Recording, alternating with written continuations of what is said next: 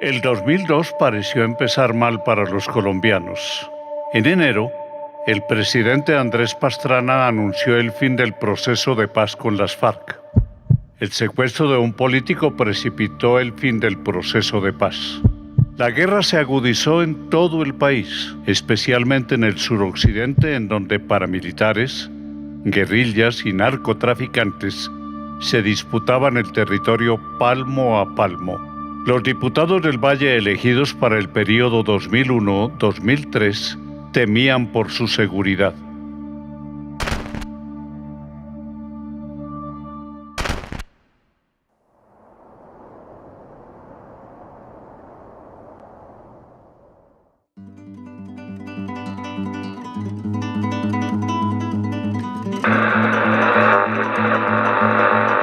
El jefe de comunicaciones de la Arquidiócesis de Cali, padre Gersaín Paz, quien fue la mano derecha de Monseñor Isaías Duarte Cancino, asesinado la noche del 16 de marzo, denunció amenazas contra su vida.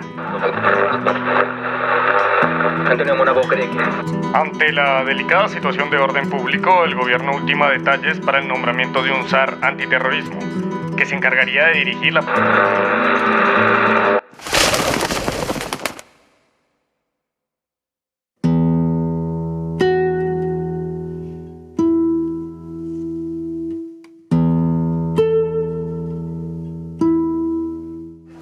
Caballeros, desalojen los edificios para así mismo desactivar la ropa. A las 10:15 de la mañana del 11 de abril del 2002, una unidad de fuerzas especiales compuesta por hombres del Comando Conjunto de Occidente de las FARC ingresó a las instalaciones de la Asamblea Departamental del Valle del Cauca. Los guerrilleros, disfrazados con uniformes del ejército y de la policía, ordenaron evacuar el edificio ante una supuesta amenaza de bomba. Para evacuar a los diputados, la guerrilla dispuso de un vehículo especial en el que prometieron transportarlos hacia la Tercera Brigada de Cali.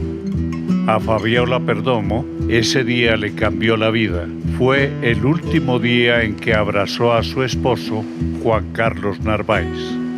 Creo que hoy es la oportunidad de saber por qué se hizo, cómo se hizo, toda esa información que no conocemos todavía o que la conocemos de manera fragmentada y de pronto muy contaminada. Entonces sí quisiera conocer todo lo que pasó con el secuestro. Presión muy grande nuestra de parte de FARC acerca de buscar un intercambio de prisioneros, buscando la libertad de la gente que estaba nuestra en la cárcel. No había como otra posibilidad jurídica de hacerlo sino mediante un intercambio humanitario. Esa, digamos, fue como la dinámica. Se pensó en primera instancia pensando en que capturando gente de la fuerza pública y proponiendo el intercambio con lo nuestro se iba a dar ese hecho. La verdad es que no encontramos receptividad de parte del gobierno nacional. No la encontramos ni durante el gobierno de Pastrana, que es donde, digamos, hicimos esos grandes esfuerzos de capturar personal de la fuerza pública. Fueron más de 500 miembros de la fuerza pública que estuvieron en nuestro poder. He tomado la determinación de no continuar con el proceso de paz con las FARC. Este grupo guerrillero, con sus acciones y con su actitud, se ha encargado de cerrarle la puerta a la solución política. Por lo anterior, he decidido poner fin a la zona de distensión a partir de la medianoche de hoy. En el 2001 se hace una entrega masiva de ese personal de la fuerza pública. La decisión que toma la dirección es que se deja en libertad a aquellos que no tenían mando o rango dentro de la fuerza pública. Y hacemos la otra valoración, y es que si el Estado no propició la libertad de los miembros de la fuerza pública, del personal armado, entonces volteemos la torta buscando capturar personales que tuviera que ver con la actividad política. O sea, representantes de la institucionalidad, pero que fuesen miembros de partidos políticos. Se nos plantea a nosotros qué hacer en Cali y se hacen unas sugerencias y se acepta, digamos, el objetivo de la Asamblea Departamental. Por la misma connotación que tenía el espacio, ¿no? Que era ingresar a las instalaciones en la misma cuadra donde queda la gobernación, en el centro de la ciudad, en una capital de departamento. Entonces, por la misma espectacularidad del hecho, se nos dice trabaje en esa posibilidad. Unos 8 o 9 meses, digamos, dura todo ese proceso de preparación. Facilitó mucho, pues, que eran personas reconocidas mediáticamente y las podía uno ubicar fácilmente por medios de comunicación, la prensa fundamentalmente de la época. La facilidad de acceso a la asamblea definitivamente ayudó mucho. Se implementaron cualquier cantidad de cosas, ¿no? Personas de civil que ingresaron buscando, averiguando allá vainas, pidiendo de pronto citas con los mismos diputados. O sea, eso permitía el acceso y un poco la visión, el manejo de cómo era internamente el funcionamiento de la asamblea. La función fue hasta ahí, ¿no? Hasta llegar a la asamblea, recoger los diputados. Si había 25 nos habíamos llegado, si habían, eso lo habían llevado. Nosotros ingresamos porque tenemos personal adentro que nos dice llegaron tanto, los van como contando con yo, ya hay más de 10, ya decimos ya, votémonos.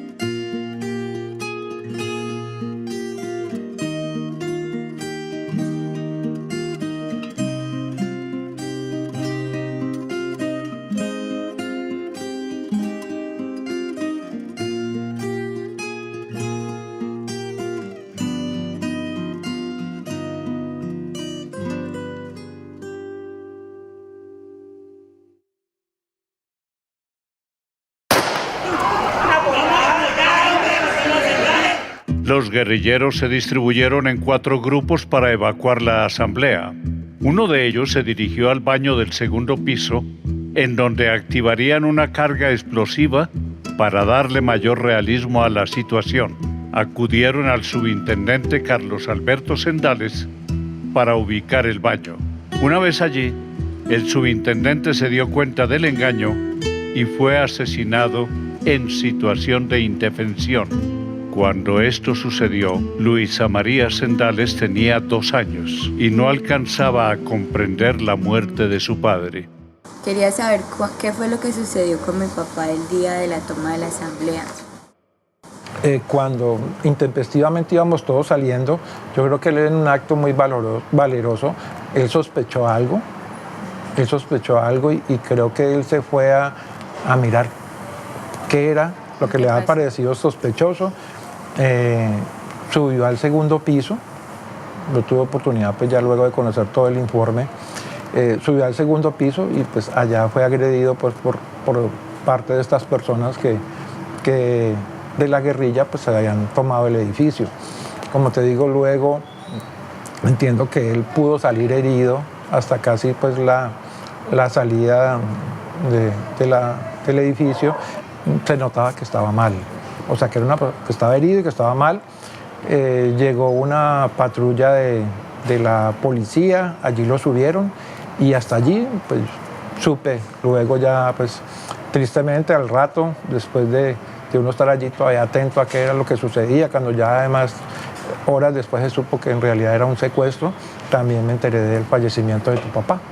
Se logró demostrar en el proceso judicial ante un juez administrativo de Cali en primera instancia que la policía había cometido unos errores y había fallado en la prestación del servicio de seguridad, sometió a tu papá y a los demás miembros de la policía que estaban prestando el servicio allí, que eran 2 personas más, entre ellas una persona que no tenía por qué estar allí y era una agente en estado de embarazo. Fueron sometidos a un riesgo excepcional porque ellos, siendo miembros de la Policía Nacional, ellos no son superhéroes. Ellos no son personas que tengan poderes sobrenaturales. Ellos son personas que tienen un entrenamiento, sí, pero que ese grupo, que además se supo era un grupo que superaba a los 20 hombres, en número los superaban. A las 10:30 arrancó la buseta blanca polarizada con 16 personas entre diputados y asistentes administrativos. Los pasajeros no tardaron en descubrir el engaño. Después de 50 minutos de recorrido, los diputados llegaron a la vereda Peñas Blancas, en donde pidieron que fuera liberado el personal administrativo. La noticia del secuestro y la posibilidad de nuevas liberaciones llevó a un grupo de periodistas a los Farallones de Cali. A su llegada, encontraron un enorme despliegue militar para rescatar a los diputados. En medio del operativo, fueron asesinados el conductor Walter López y el camarógrafo Héctor Sandoval. Juan Bautista compartió con ellos ese trágico momento. Tengo la costumbre de andar siempre en caravana y hacer una especie de consejo de redacción. Nosotros nos reuníamos y evaluamos la situación y concluíamos qué era lo que íbamos a hacer, si nos regresábamos, si continuamos, a quién íbamos a contactar, hacia qué parte íbamos a irnos. Ese día también lo hicimos en 2 o 3 oportunidades, y en la última, cuando vimos que los helicópteros estaban encima nuestro, estaban bombardeando hacia la parte de los Farallones, decidimos regresarnos. Algunos vehículos se regresaron en reversa, y Walter, al subirnos al vehículo, dijo: voy a ir hasta la curva y de ahí me devuelvo. Cuando nos montamos, no hemos avanzado unos 2-3 metros cuando sentimos pues ya el helicóptero, una mole metálica ahí que salió como de la montaña y comenzó a dispararnos. Cuando yo me agacho a ver el helicóptero y cuando levanto mi cabeza, ya había sido impactado el vehículo en la parte del techo y ya Walter estaba cayendo sobre su lado derecho. Nos tiramos del vehículo, Luz Estela quedó acuclillada dentro del carro, pues en un estado de pánico impresionante.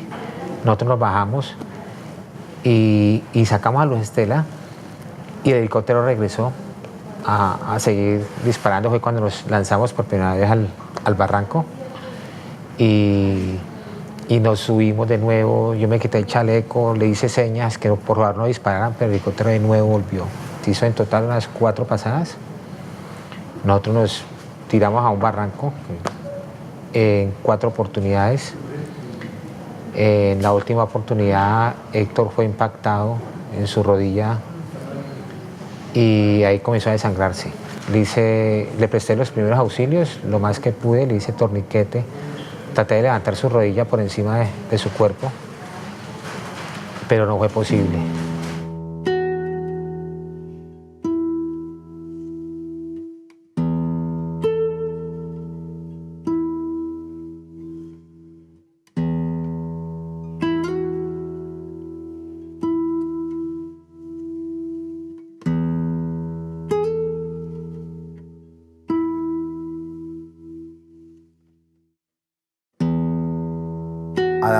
A los 10 minutos de estar secuestrados ya la vida nos puso a vivir otro rol. Estábamos todos en la misma barca.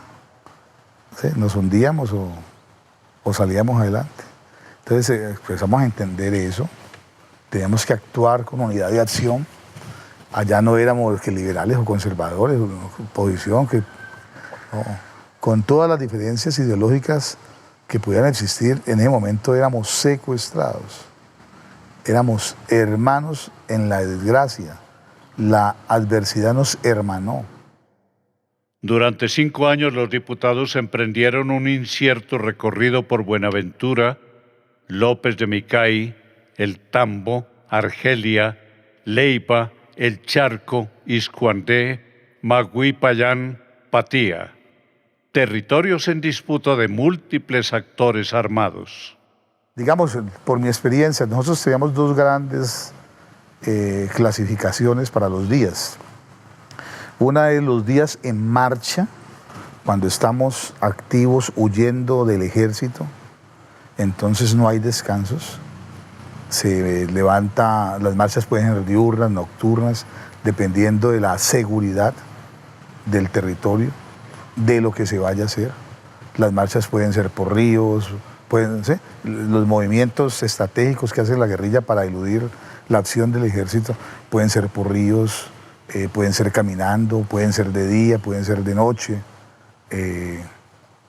Entonces nos trasladaban y pues a veces caminábamos 10 horas diarias, 12, 15 horas. En una ocasión hubo una marcha supremamente cruel e inhumana que duró 22 horas. No había, sí, ya caminamos caminando como autómatos, no podíamos dar más. Y entonces esta gente entendió, nos doblamos, dormimos 2 horas y luego seguir caminando. Cuando estaba el ejército atrás. Entonces marchas así, los días así, ya te imaginarás, es jornadas extenuantes, brutales, muchas veces sin comer, sin chistar, porque si chistábamos nos pegaban un tiro, porque el ejército estaba atrás y ellos estaban completamente paranoicos. Ese era un día de marcha. El otro día ya, la otra gran forma de clasificación del día era cuando, digamos, estamos en territorio de alguna manera seguro para ellos. Ellos montaban sus anillos de seguridad. En el primer campamento estaban un primer anillo de seguridad, a 5 o 10 kilómetros otro y más adelante, ¿sí? Entonces, con 3 anillos de seguridad era muy difícil que el ejército ingresara, ¿sí? Y en esos días, pues ya la cosa era distinta, nos despertaban a las 5 de la mañana, escuchábamos un radio, los mensajes que daban en la radio a las 5 de la mañana, de los familiares. En ese momento no había actividad física, estábamos allí y era el tiempo que nosotros aprovechamos para escribir, para pensar, para orar, para estar, ¿sí? Tratar de ejercer alguna actividad intelectual que nos permitiera sentirnos humanos, seres pensantes.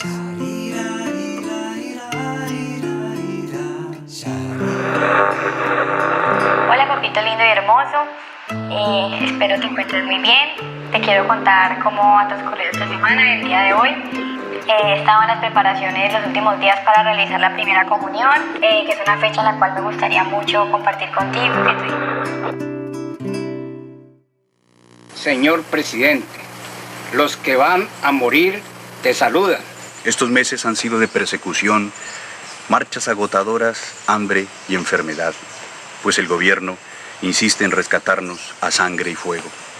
El secuestro no es un paseo, es lodo espeso que embadurna hasta los tuétanos. A veces pienso, y no sé quiénes son más infames, si los que nos secuestran o los que nos olvidan.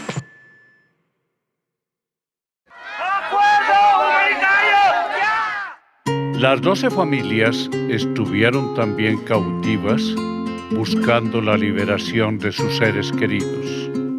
Solo volvieron a comunicarse con ellos a través de pruebas de supervivencia y programas de radio.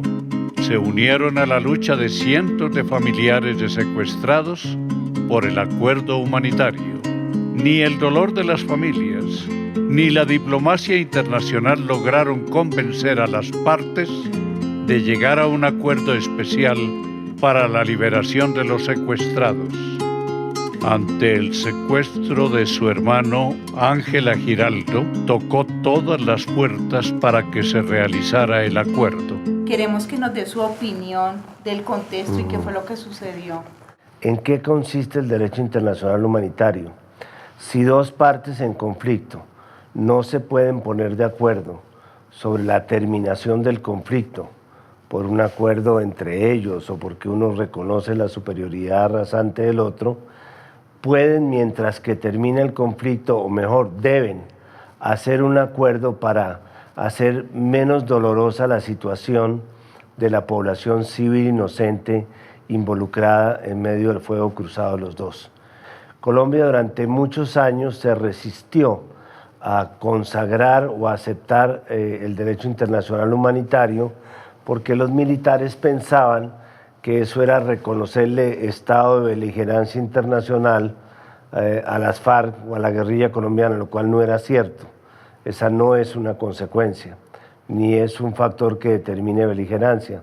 Finalmente, durante mi gobierno se logró la aprobación de estos protocolos que ya habían sido incluidos como derecho internacional humanitario en 1991, en la Constitución de 1991. Se revoca la autorización al comisionado para reunirse con la FARC en busca de una zona de encuentro, mientras persistan estas acciones terroristas. Hoy, el único camino que queda es el del rescate militar y policivo de los secuestrados. Este secuestro de los diputados y estos secuestros que podríamos llamar políticos se produjeron en medio de una profundización del conflicto. No hay que olvidar que durante el gobierno del 98 al 2002 las FARC aprovecharon las condiciones del despeje en el Caguán para fortalecerse militarmente e inclusive para secuestrar personas que iban llevando a la zona del Caguán, donde tenían todas las formas de cobertura para evitar que se les hiciera el seguimiento a estos secuestrados. Entonces, cuando se produce el levantamiento del Caguán, pues las FARC quedan con un numeroso grupo de secuestrados y entonces se lanza la propuesta del acuerdo humanitario, pero ya el gobierno estaba en una posición de guerra, no tenía ningún interés en que hubiera ningún tipo de concesión, de reconocimiento, ni que se abriera ningún espacio a la guerrilla que pudiera ser confundido con su política de comillas seguridad democrática, que era una confrontación a fondo con la insurgencia armada. El 23 de junio de 2007 las FARC informaron que el 18 de junio 11 diputados murieron en un fuego cruzado y que uno sobrevivió. Solo el domingo 9 de septiembre, 5 años y 148 días después de haber sido secuestrados, las familias lograron que les entregaran los cuerpos de sus seres queridos.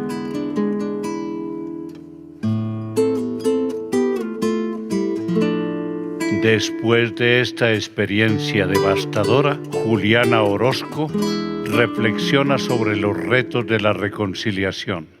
Monseñor, ¿y cómo estuvo el acto de reconocimiento de responsabilidades de las FARC aquí en Cali? Inicialmente discutimos mucho si ese encuentro en Cali debía ser en la asamblea misma, y algunos pensaban que sí, pero después se vio que eso podía ser muy complicado y más doloroso. Era una irrupción de pronto demasiado pronto e inoportuna. No estábamos preparados para eso realmente. Y ya luego se pensó que por seguridad lo hiciéramos en un templo. Y yo ofrecí el templo de San Francisco como un signo también de esa paz, de esa fraternización entre todos. Y recuerdo que tampoco estuve exenta de tensiones. Trataron de cumplir unos protocolos para que no fuera pues una cosa,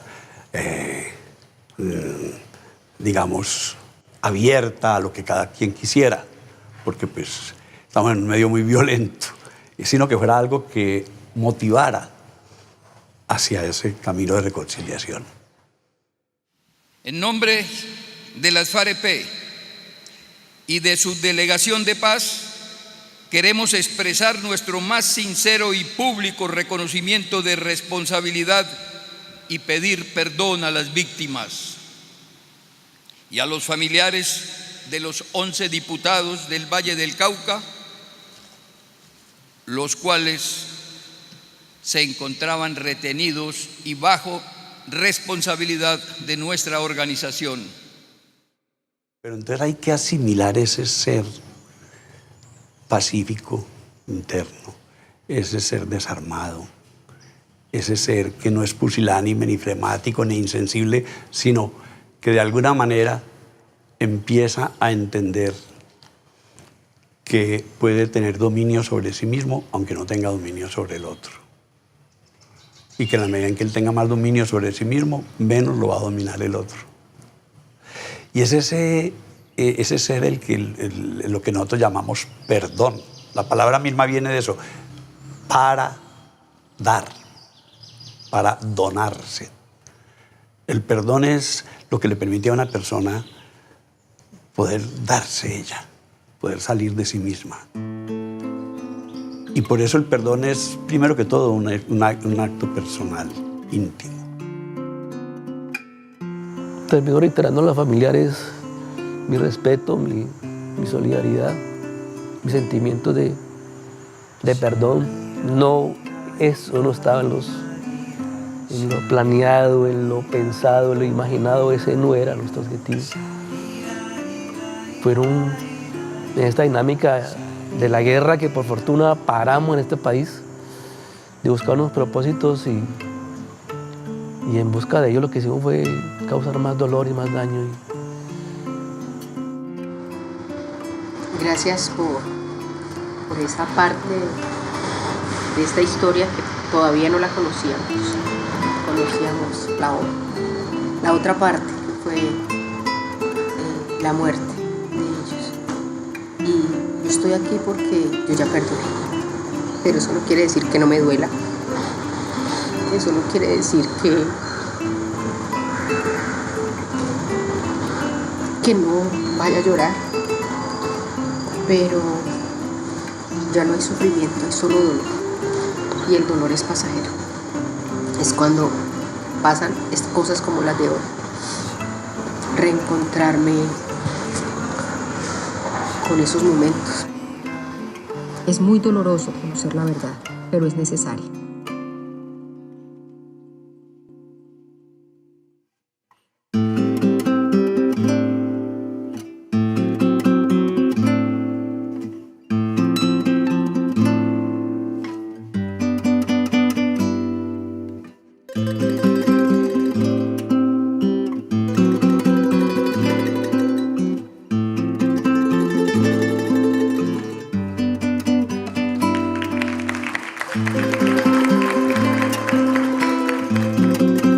Hace 11 años, las FARC se llevaron a 11 diputados del corazón de Cali a un viaje sin retorno. Este hecho, uno de los más desgarradores del conflicto armado colombiano, afectó a 11 familias. También enlutó a otras 3 familias que perdieron a sus seres queridos el 11 de abril. Se extendió a la familia de Sigifredo López, que durante 7 años vivió la tragedia del secuestro. Del corazón del Valle del Cauca han salido más de 11 víctimas. Recordarlos es una forma de devolverlos a la vida. Somos más que 11. En una oscura ciudad, bajo una leve esperanza, la vida me sigue aquí,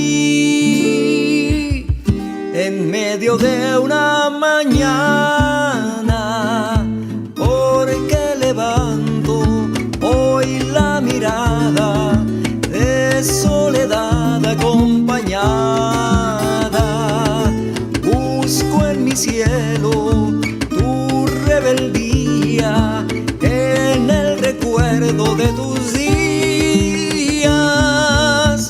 Ahora que queda, me pregunto a veces, conservo su risa y calmo mi llanto. Ahora que queda, me pregunto a veces, vivir sin olvido, quedarme en el tiempo.